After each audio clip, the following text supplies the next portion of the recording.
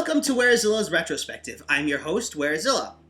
Well, last June was Month of the Bionicle, so I figured... Hey, what are you doing? Hey, stop that! Are we really gonna play that every time I just say those words?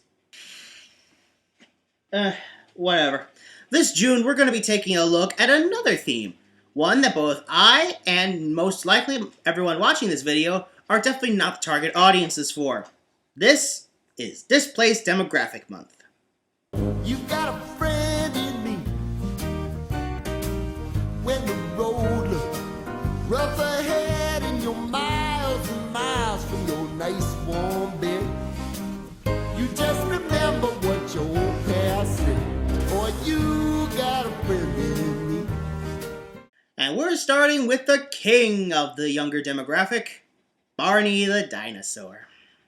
A series that is now known for ridicule and loathing, Barney tells us the story of a big purple dinosaur with a heart of gold and is a friend to all children, but not critics. Even with its target audience being very little kids, that hasn't stopped everyone from music videos portraying various ways of how to kill the purple dinosaur, to parodies that really only seem to say, "this sucks," and say that's the entire joke, to even fanfics portraying Barney as an eldritch abomination on par with Cthulhu. Really? Lovecraft's most famous monster is on the same level as Barney? Somehow I doubt that. And funnily enough, I think this series actually reacted to this, at least to a degree, in the only theatrically released film they did, Barney's Great Adventure. We open with young Abby, her older brother Cody, and friend Marcilla on their way to Abby and Cody's grandparents. And no, none of these kids are from the show. Though Abby and Marcilla are at least familiar with Barney, though Cody thinks he's too old for that and brushes that idea aside.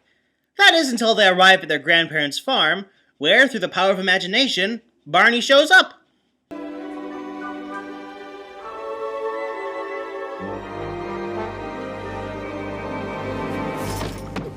Whoa! Towel, please.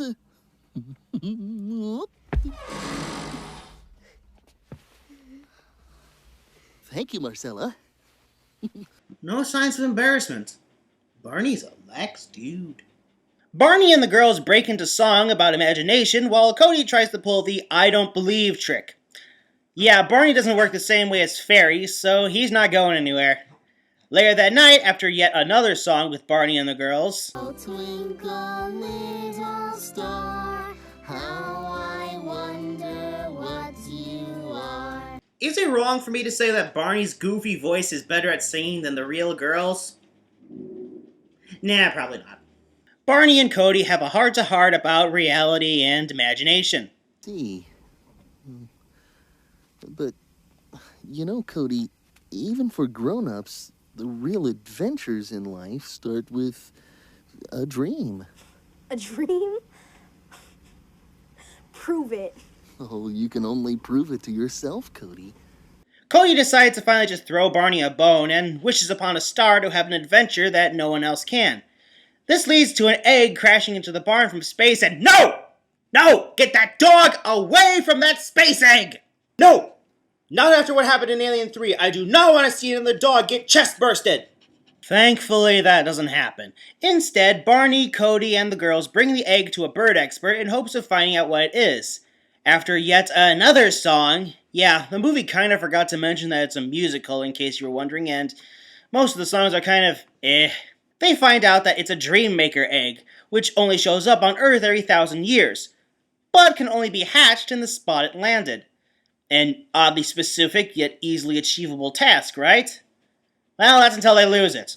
This leads the group through a parade, a restaurant, and eventually a circus. I'm not really covering it in each in detail since there's very little to talk about. Save the restaurant scene where Barney distracts the crowd the same way Frank Sinatra Jr. would. In his own way, of course. Also during these sequences is where recurring characters from the show, Baby Bop and BJ... Shut up, that really is his name!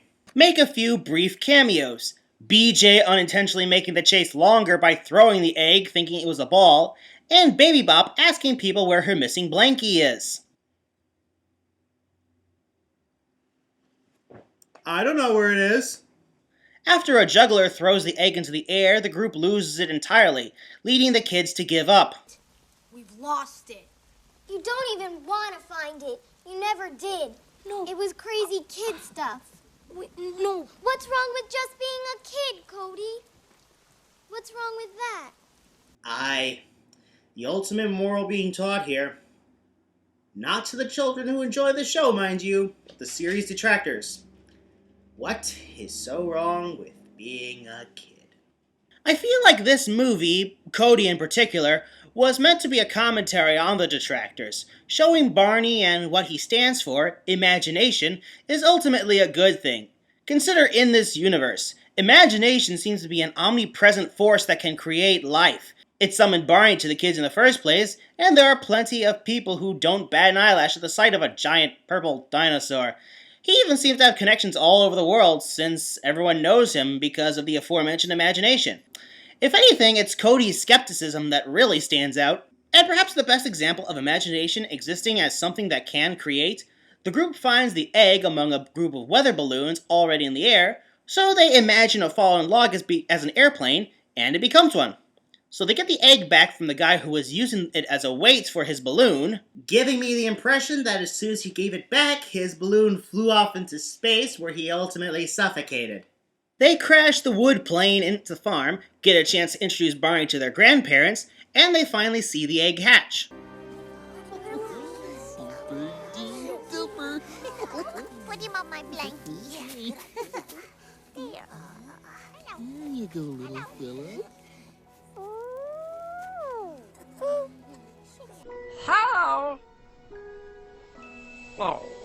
So the Dream Maker then shows off its special ability, the ability to project people's dreams to them. Could you put that in a memo and entitle it Shit I Already Know? Yeah, I'm not really sure why we needed to wait 1,000 years to see something that presumably a person would already know. Whatever, like I said earlier, this movie had a better focus that people can actually walk away with. Anyway, before the characters all turn in for the night and indeed wrap up the movie, we close on... I love you, you love me, we're a happy Well, family. they didn't play the theme song at the beginning of this movie, so if there was any song they were going to use, it might as well have been this one. You say you love me too. Excuse me one moment. You love me, we're best friends. Don't you fucking get misty-eyed, you hear me? Don't you fucking do it! Well, this is the shortest review I've ever done. Though frankly, I should have seen this coming. Barney was meant for young kids, and it delivers on that. As far as where the hate comes from, well, I've said my part about that and how it's actually overblown. Abby and Marcella were likable, and as for Cody, well, how many other characters in this series can you say had a character arc? Props for that. And speaking of props, the Barney suit here looks on par with one from the show. Make me wonder why they didn't decide to improve upon it for the movie. Does this mean I'd look more realistic in a Werezilla movie?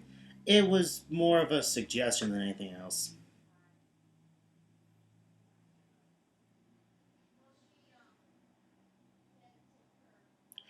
Oh, and reviewing a kid's show, we've jumped about 14 feet.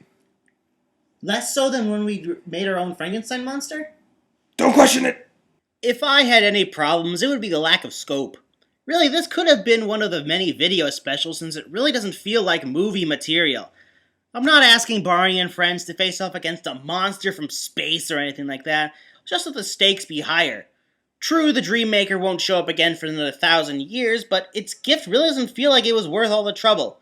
Maybe have a well-meaning but mistaken antagonist trying to force the Dream Maker to stay on Earth against its will, and the group would have to send it home. You know, pull an E.T.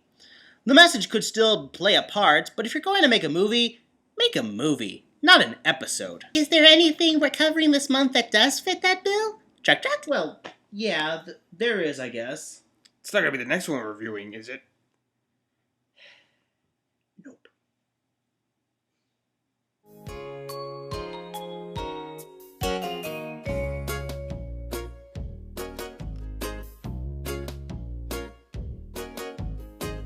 Don't ever stop giving.